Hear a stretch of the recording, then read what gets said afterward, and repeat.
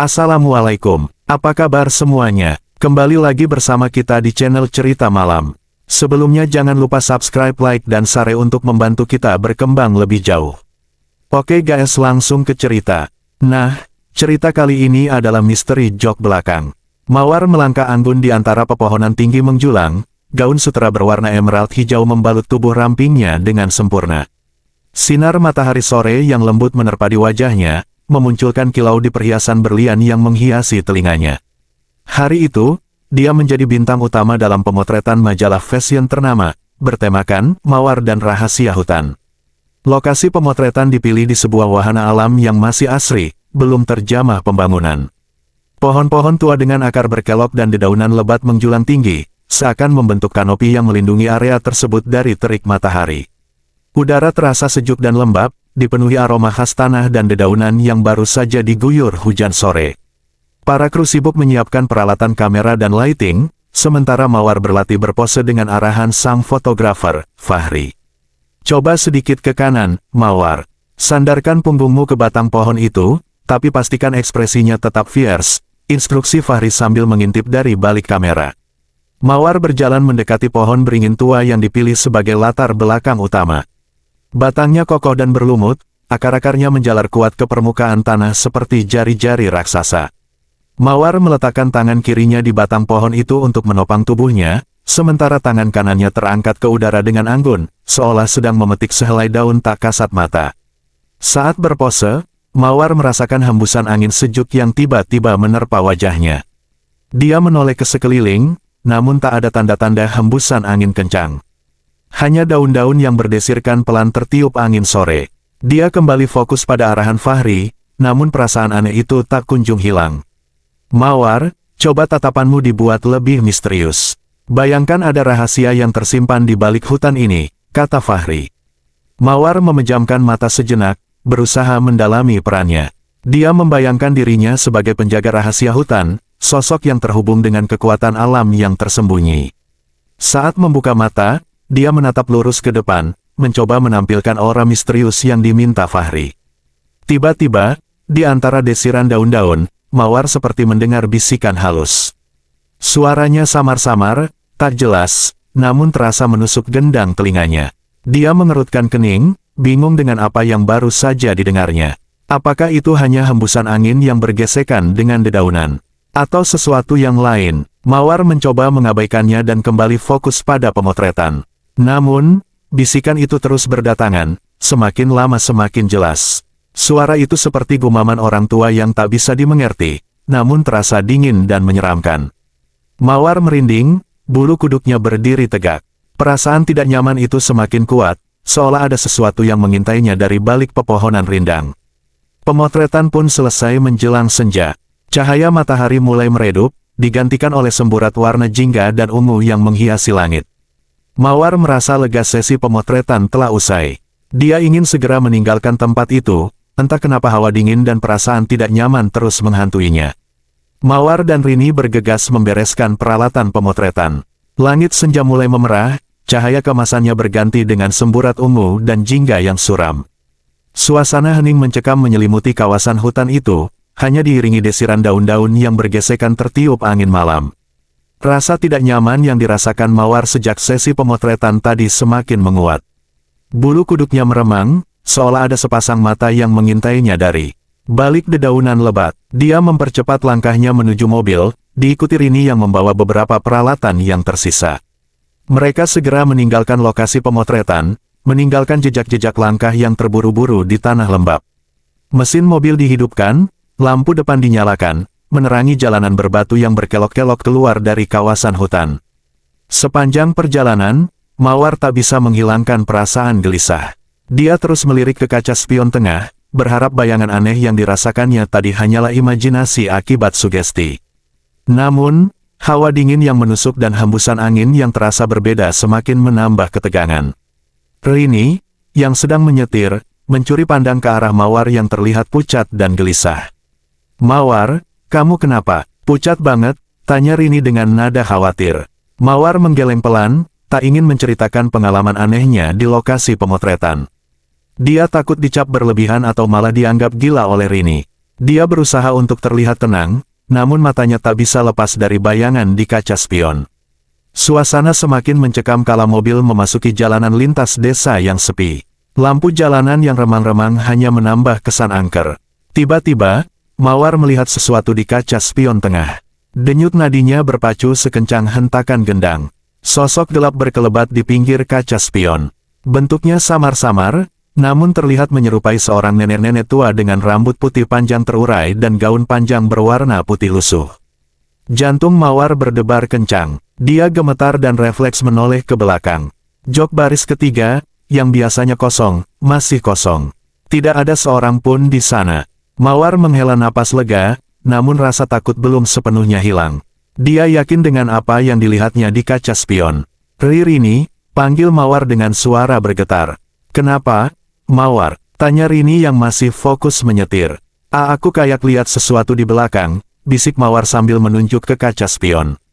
Rini menoleh ke belakang sekilas. "Lihat apa?" "Kayak nggak ada apa-apa, deh. Tadi aku lihat, ada nenek-nenek di jok belakang," kata Mawar dengan suara parau.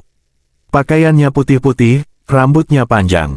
Rini terdiam sesaat. Dia melirik Mawar dengan tatapan ragu. "Mawar, kamu pasti capek. Mungkin itu halusinasi aja," kata Rini mencoba menenangkan Mawar. Mawar menggeleng kuat. Dia semakin yakin dengan apa yang dilihatnya. Ketakutan itu pun memuncak. Dia tak bisa menahan diri lagi. "Rini, tolong berhenti," teriak Mawar histeris. Rini terkejut dengan teriakan Mawar. Dia segera mencari tempat aman untuk meminggirkan mobil.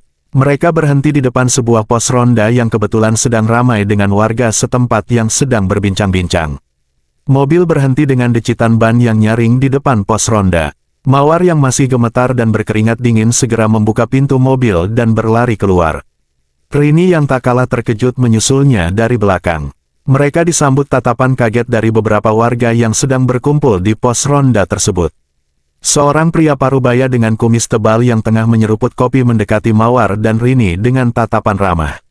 "Ada apa mbak? Kenapa buru-buru?" tanyanya dengan sopan. Mawar terbata-bata, berusaha mengatur napasnya yang tersengal-sengal. "Pak, tolong, ada sesuatu di mobil saya," ucapnya terbata-bata. Rini yang sudah sedikit tenang menjelaskan kejadian yang mereka alami. Dia bercerita tentang pemotretan di hutan dan sosok nenek-nenek tua yang dilihat Mawar di kaca spion. Para warga yang mendengarkannya pun saling berpandangan dengan tatapan serius. Pria parubaya itu kemudian memperkenalkan dirinya sebagai Pak Budi, ketua RT setempat. "Kalau ceritanya seperti itu, Mbak mungkin ketemu penunggu hutan," kata Pak Budi dengan nada pelan. "Penunggu hutan," ulang Mawar bingung. Pak Budi mengangguk. Dia menjelaskan bahwa kawasan hutan tempat Mawar melakukan pemotretan memang dikenal angker. Konon, hutan tersebut dihuni oleh makhluk gaib yang sering mengganggu manusia yang memasuki wilayahnya tanpa izin. Biasanya sih, mereka tidak jahat. Tapi kalau manusia tidak sopan atau meminta izin sebelum masuk, bisa jadi mereka marah, tutur Pak Budi. Mawar terdiam, baru menyadari kelalaiannya. Mereka sama sekali tidak meminta izin atau sesaji sebelum melakukan pemotretan di hutan itu. Rasa bersalah pun menyelimuti dirinya. Melihat raut wajah Mawar yang penuh penyesalan, Pak Budi menawarkan bantuan. Dia mengajak beberapa pemuda untuk memeriksa mobil Mawar. Mereka berbekal senter dan kayu berjalan menuju mobil yang terparkir beberapa meter dari pos ronda. Mawar dan Rini menunggu dengan cemas, sementara para warga yang lain mengamati dengan penuh rasa ingin tahu. Pemeriksaan di dalam mobil berlangsung tegang. Lampu mobil dinyalakan, menerangi jok dan bagasi yang sebelumnya gelap. Para pemuda itu memeriksa setiap sudut dengan teliti, namun tak ada tanda-tanda keberadaan sosok nenek-nenek tua yang diceritakan Mawar. Jok baris ketiga yang menjadi fokus utama juga kosong, hanya terdapat beberapa peralatan yang tertinggal. Setelah selesai memeriksa, para pemuda itu kembali ke pos ronda. "Nggak ada apa-apa, Bu," kata salah satu pemuda sambil menggelengkan kepalanya. "Mungkin mbaknya tadi memang capek," bisik yang lainnya. Mawar merasa bingung. Dia yakin dengan apa yang dilihatnya di kaca spion. Apakah sosok itu menghilang sebelum mereka keluar dari mobil? Atau mungkin, dia memang sedang berhalusinasi? Pak Budi kemudian menjelaskan bahwa makhluk gaib terkadang bisa menyembunyikan diri dari pandangan manusia biasa. Dia menyarankan agar Mawar dan Rini meminta maaf dan memohon izin kepada penunggu hutan tersebut. Dengan sedikit ragu, Mawar pun mematuhi saran Pak Budi. Dia berdiri di depan mobilnya, menghadap ke arah hutan yang gelap dan sunyi. "Maafkan kami kalau kedatangan kami mengganggu. Kami tidak bermaksud untuk," kalimatnya terhenti karena tiba-tiba udara di sekitarnya terasa dingin menusuk. Rini berdiri di belakang Mawar, merinding merasakan perubahan suhu yang drastis. Dia menggenggam lengan Mawar erat-erat. "Kami mohon izin untuk pulang," lanjut Mawar dengan suara bergetar. Setelah mengucapkan kalimat itu, suasana dingin yang mencekam perlahan menghilang. Udara kembali normal seperti sebelumnya. Mawar dan Rini berpamitan kepada Pak Budi dan warga sekitar pos ronda. Mereka mengucapkan terima kasih atas bantuan dan pengertiannya. Meskipun skeptis dengan cerita penunggu hutan, Mawar tetap menyimpan perasaan was-was di dalam hatinya. Dia berharap sosok nenek-nenek tua itu tidak mengikuti mereka pulang. Setelah menyalakan mesin mobil, Rini melajukan kendaraannya perlahan meninggalkan pos ronda. Lampu depan mobil menerangi jalanan desa yang gelap gulita. Suasana hening mencekam kembali menyelimuti mereka. Mawar berusaha untuk tenang, namun bayangan sosok nenek-nenek tua di kaca spion terus terngiang-ngiang di pikirannya. Dia sesekali melirik ke kaca spion, berharap sosok itu tidak muncul lagi. Setelah melewati desa, mereka memasuki jalan lintas kabupaten yang sepi. Hamparan sawah dan pepohonan rindang di sisi kanan dan kiri jalan menambah kesan sunyi. Lampu penerangan jalan yang semakin jarang membuat suasana semakin mencekam. Rini menyalakan radio untuk memecah keheningan yang menegangkan. Musik pop ceria yang mengalun dari radio tak mampu mengusir rasa takut yang menyelimuti Mawar. Tiba-tiba, di tengah perjalanan, radio yang tadinya mengeluarkan suara musik mendadak hening. Mawar tersentak kaget, jantungnya berdebar kencang. Dia melirik sekilas ke arah dashboard mobil. Lampu radio yang tadinya menyala, sekarang padam. Rini yang sedang fokus menyetir pun menyadari perubahan tersebut. "Mawar, radio mati," gumam Rini dengan nada cemas.